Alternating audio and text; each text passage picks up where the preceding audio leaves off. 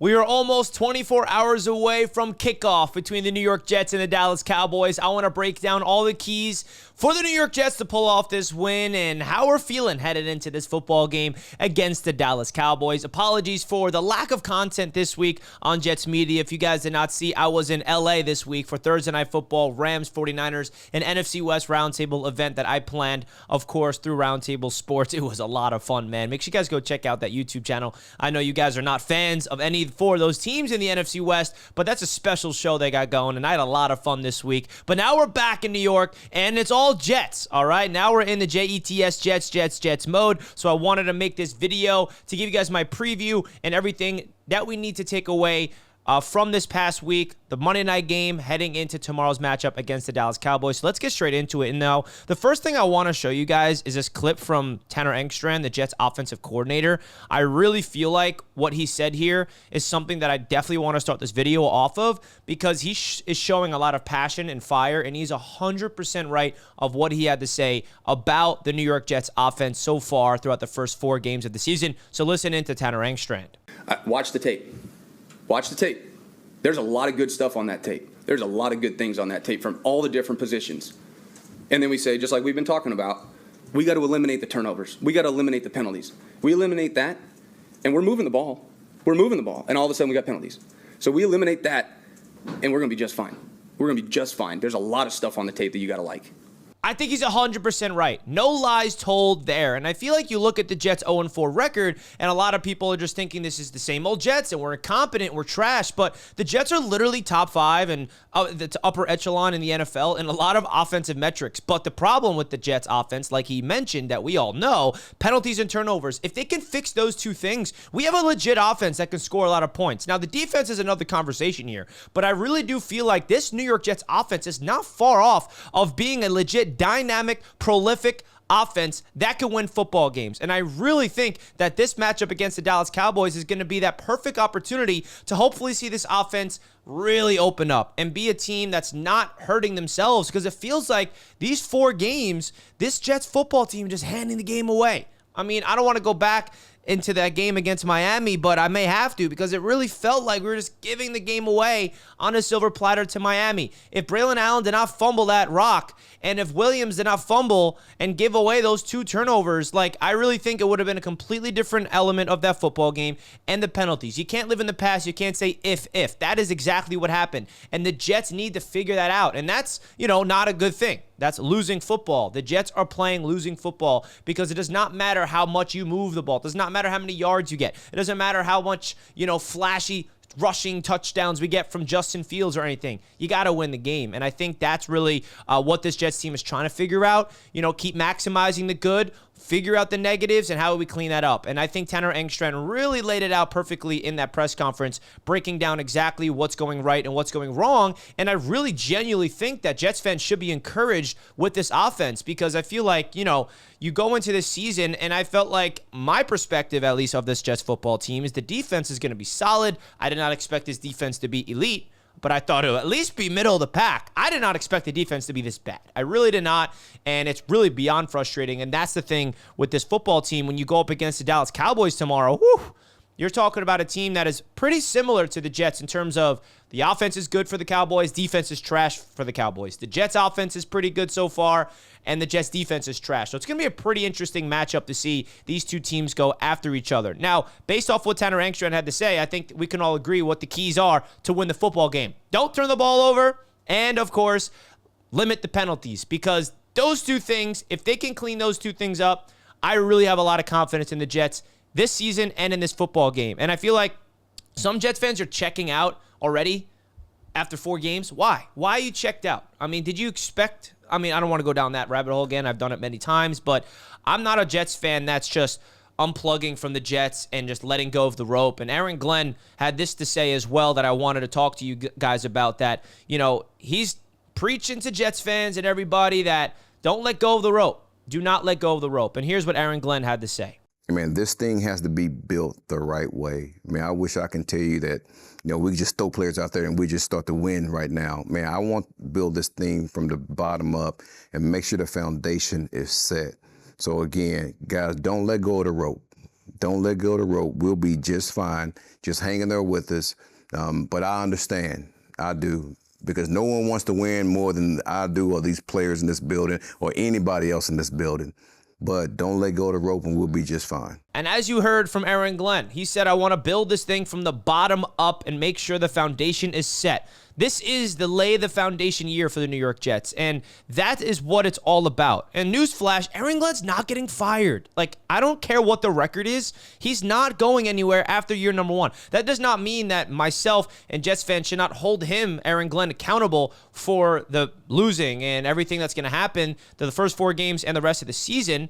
But I really do feel like this is the opportunity for Aaron Glenn to get hands-on, figure out what players he likes, what players he does not like, and figure out a way to build this roster his way. And there's no guarantee that it's going to work. Nobody's saying it's a guarantee. But I want Aaron Glenn to be the guy so bad. And I've never wanted a head coach to work more in my life. And it's really just because he was drafted by the Jets. He feels like the guy that just wants this job. That's rare, really rare. So I'm rooting for Aaron Glenn, and I'm really excited to hopefully see this thing turn around. Now, going back into the matchups to watch between the Jets and the Cowboys, no CeeDee Lamb. So the Jets are going to have George Pickens and Jake Ferguson offensively to worry about for the Cowboys, and Javonte Williams. Those 3 are really good playmakers. They've been really productive. And, of course, Dak Prescott has been a quarterback that is, I believe, first in the NFL passing yards. So the Jets' secondary is going to be tested in this game. Some injuries for the New York Jets to keep in mind. Michael Carter II is out in this game. So Jarvis Brownlee Jr. is going to make his Jets debut. I think he's going to play nickel because Aaron Glenn said he's going to be competing for the nickel in the outside corner spot. The nickel spot is wide open now, while Michael Carter out with a concussion. So I would be shocked if Jarvis Brownlee, is not the starting nickel against the Dallas Cowboys in this game. I'm really intrigued by that guy right there. I'm not going to expect him to come and solve all of our issues, but I do think that he brings that style to this secondary potentially that this Jets team has been missing. Physicality, playing with a lot of juice and energy. I feel like, Sauce Gardner, he's not been playing fantastic, of course. He's not playing all pro, but he's not also playing like trash. The rest of the secondary has been beyond brutal. Tony Adams, Andre Sisco, Brandon Stevens, even Michael Carter II, they're just not playing like they even belong to be starters in this NFL league. So that's beyond frustrating. So watch out for Brownlee making his start for the New York Jets in the nickel. What's his difference going to be like? Jermaine Johnson could be back. He is questionable for the game. We don't know if he's going to play or not. I hope he does because he's that engine of that defensive line next to Quinnen and Will McDonald. So that's another piece to the defense to watch. And can this Jets defense force some turnovers, man? That's a big thing I'll be watching in this matchup. Can the Jets force their first turnover, whether it's punching the ball out and recovering a fumble for the first time, it feels like in a decade, or just getting their hands on the ball and, getting an interception? Like, can they turn the ball over? Because this offense has been having to do so much because the defense has been trash and they're not giving the offense any opportunities. A collectively good football team benefits off of every phase of the ball. You see these defenses around the NFL, they get a turnover and they set up the offense in phenomenal field position. The Jets offense have never been set up in good field position, ever. Not even special teams is helping. We've had no kick returns for a touchdown, no great punt returns for a touchdown. We've turned the ball over on special teams twice or something like that, maybe even more. And I feel like this Jets team needs to figure out a way to play collective football on all 3 phases. Now, going on the offense, this is the key to win the game. I do not have confidence in the Jets defense. They just have given me no reason to be confident in that defensive side of the ball. Offensively, I do have confidence. And Justin Fields has not looked terrible. I really have been impressed with Justin Fields. He's not been great. He's not proved to me that he is like a long-term answer at the spot yet, but I feel like, that game against Miami, he showed a lot of promise where, there's some things that he still got to figure out, some accuracy issues, some scanning the field, but I mean, you're talking about over 70% completion percentage, over 200 plus passing yards, like 80 rushing yards and a touchdown. Like, he's moving the ball, and I think for him, it's more about getting Garrett Wilson the rock more often early in the game, and that's not just on Justin Fields, that's on Tanner Engstrand, the offensive system. We need Garrett Wilson to get the ball way more, like early on in the games. I feel like, yeah, he has a lot of stats, doing a lot of fun things, but he needs the rock. He needs to get involved in the offense early on. Now, another injury, of course, we have to bring up in this video is Braylon Allen is officially out for like 8 to 12 weeks. That means Isaiah Davis is going to be the running back number 2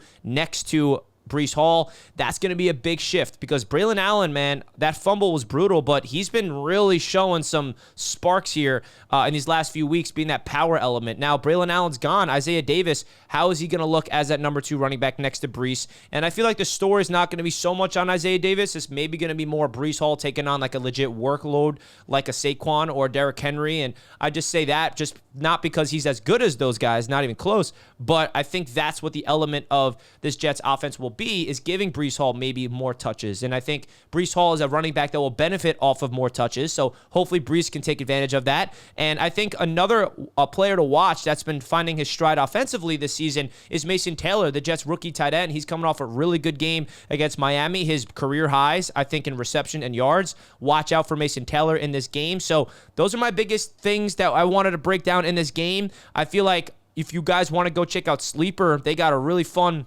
There's an awesome new update on Sleeper that they're giving you guys, a brand new offer, free $20, all right? There's no deposit required. If you guys want to go check out Sleeper, please consider that right now. The proud sponsor of Jets Media all throughout the 2025 NFL season. You guys get $20 for free.